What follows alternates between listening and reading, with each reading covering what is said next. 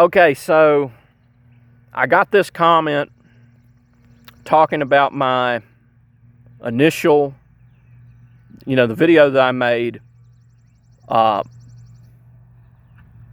day ago. I think it was a day ago. I think it was yesterday, or might have been 2 days ago, that critiques my what I said about, this, made a video talking about the amazing digital circus, and and there's people under it that that commented, and I have an interesting comment actually.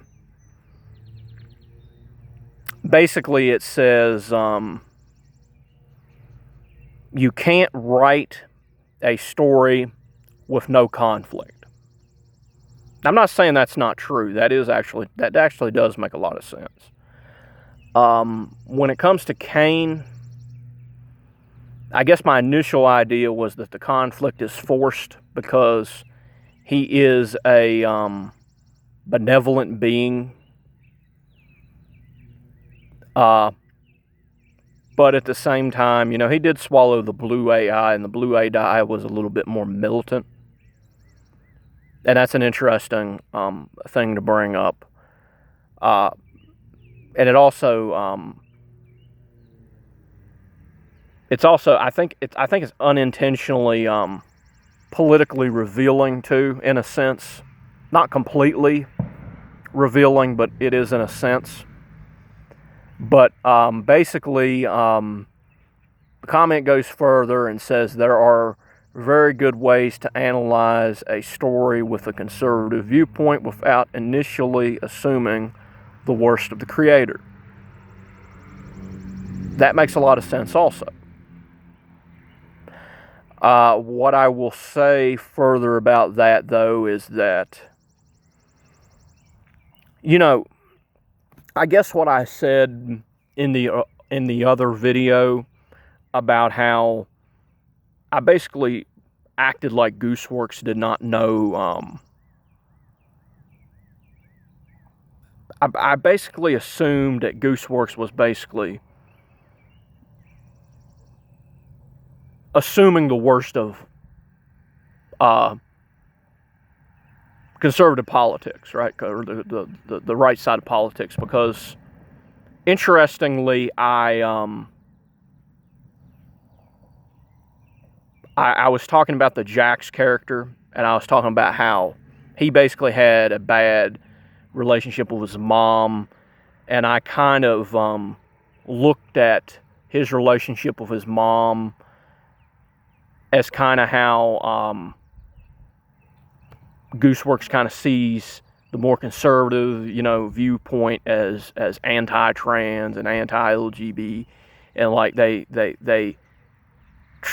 think they care, but they don't really know what they're doing, and they're just traumatizing people, and that type of viewpoint and stuff like that. And that might have been a little bit of an overreach, and that might have been maybe me trying to create a little bit too much drama.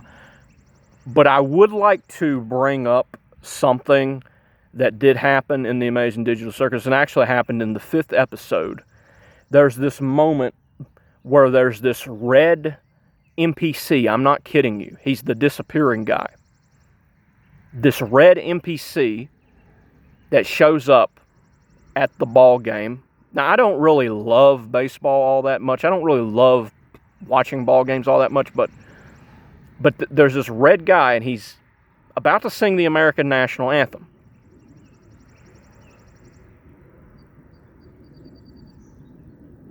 And he doesn't get out but a second of the national anthem, and then he disappears. And then it sounds like the audience is clapping, but it's a centipede. It's one character in the audience clapping, and they got all these hands going back and forth like this, and that one character is everyone in the audience clapping. Personally, I find that to be a huge middle finger to the right-wing party. And what's so revealing about it is that it reveals the toxicity that you see a lot of times on the left, because here's the thing. Back in the old days, even the pro-gay old days, you would never see someone put down the American flag the way it is today. The modern day Liberal Party has absolutely no freaking clue what it's doing, because do you want me to explain something to you that a lot of people do not understand? In order to be progressive, you have to progress on something. Have you ever considered that? You kind of have to be building onto something. You kind of have to have a foundation. There is no real such thing as an anti-conservative progressive. There are progressives that can take conservative ideas and critique the hell out of the more imbalanced parts of those conservative ideas, but there is no such thing as an anti-conservative progressive, if you really think about it, because everything has to be built on a certain foundation. You know, it's kind of just like the Cain and Abel situation. How the blue dot is this, critiquing monstrosity, but then when Cain takes it out of his head, Cain's all that's left, right? Cain kind of represents the foundation. He created the circus, right? So he's the original. It's the same thing with the whole leftist thing. It makes no sense. It says Cain is an artificial being placed into a godlike power, and he isn't able to handle it. I don't see how that is disrespectful to God, because it's essentially saying that God cannot be created or replicated. Cain's story is about someone abusing their power and learning to be a better leader when the ones they abuse stand up to him. That's actually a very nice way of looking at it. I guess I always assume the worst, because it just seems like everything is trying to give the middle finger to everything conservative. Maybe I'm going a little overboard here. I don't know. That's actually not too bad of a point, because he did have to learn how to use his powers. He had to learn how to do things. So Cain represents kind of the perfect creation in a sense, and I think in a sense that's kind of what we're trying to be. But I also don't want it to be read as this anti against benevolence, because I think a lot of people tend to read it that way also. That's a possibility. And basically what it's saying is that Cain's story is about someone abusing their power and learning to be better, to be a better leader when the ones they abuse stand up to him. That's true. That is a very godly story about redemption. Also, I think that Jack's abstraction is supposed to be a lesson on remembering those who passed away and forgiving them. I mean, can I forgive Jax? I mean, kind of. I mean,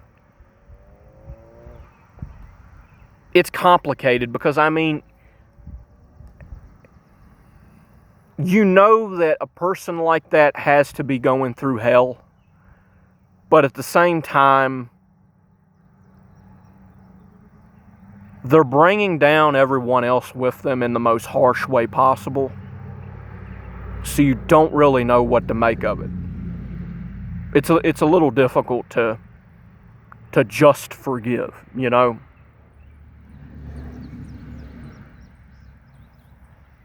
Gooseworks said that abstraction is a metaphor for suicide. So Jax is forgiven because they are no longer alive.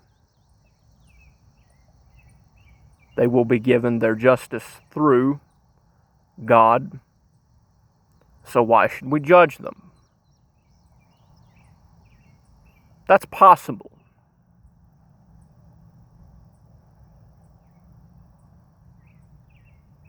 You know, the series doesn't really say for sure. It's possible.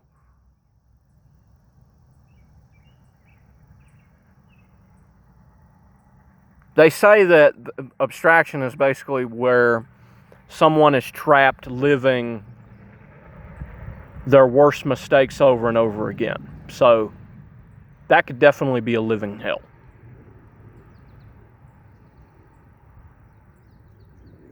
But the thing about it is that it hit on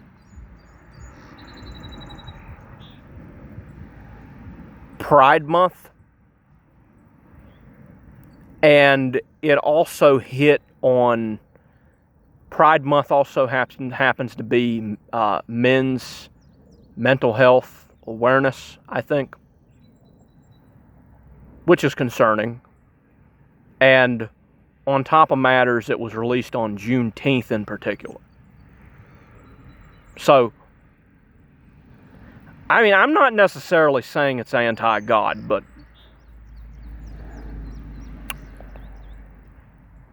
you know, I guess basically one of the reasons why I should probably let the video stay up is because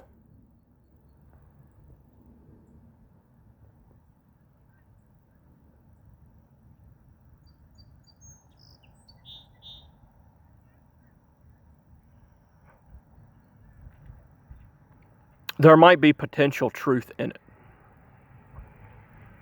And, you know, it's one of those things where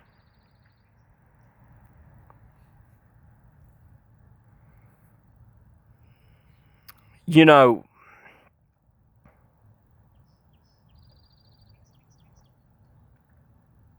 I mean, that is a good point. Those are good points, but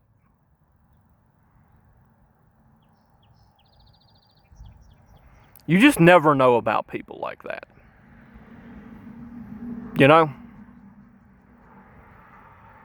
You don't, and a lot of people who are sneaky on, you know, they put things up to make, you know, to do emotional things online and stuff like that to get people to feel emotionally in a certain way.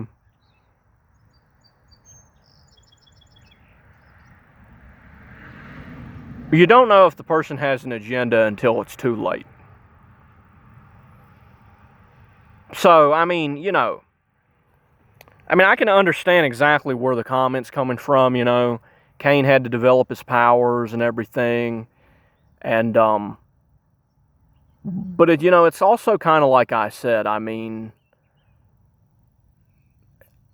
you could blame it on the blue AI and say that's the biggest problem. The blue AI is ironically the true progressivist. And that's what blows my mind more than anything. You know, it's... He actually complains about human imperfection. More so than Cain does. And the blue AI is... You know, I'm 14 minutes in, and that's much longer than this should have to be. But I mean, you know... Modern day liberalism, you know, basically just tries to take down the entire structure. But the blue AI is actually progressive. It's insane because it's almost like progressivism shouldn't be red or blue, it should be green, you know? Because it's about growth. It's about taking the foundation and growing from it.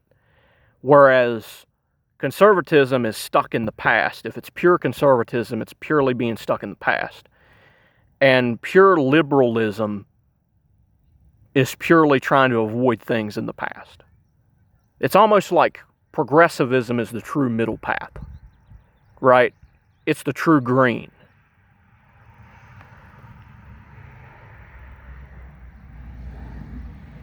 Maybe I don't know. You know, that's something I've thought about too. But you know that I guess I just needed to hang this up. You know, I've been making this video for 15 minutes, and I don't even know if it's going to be able to be posted on the internet. But that's an interesting critique, and I actually need to think about that.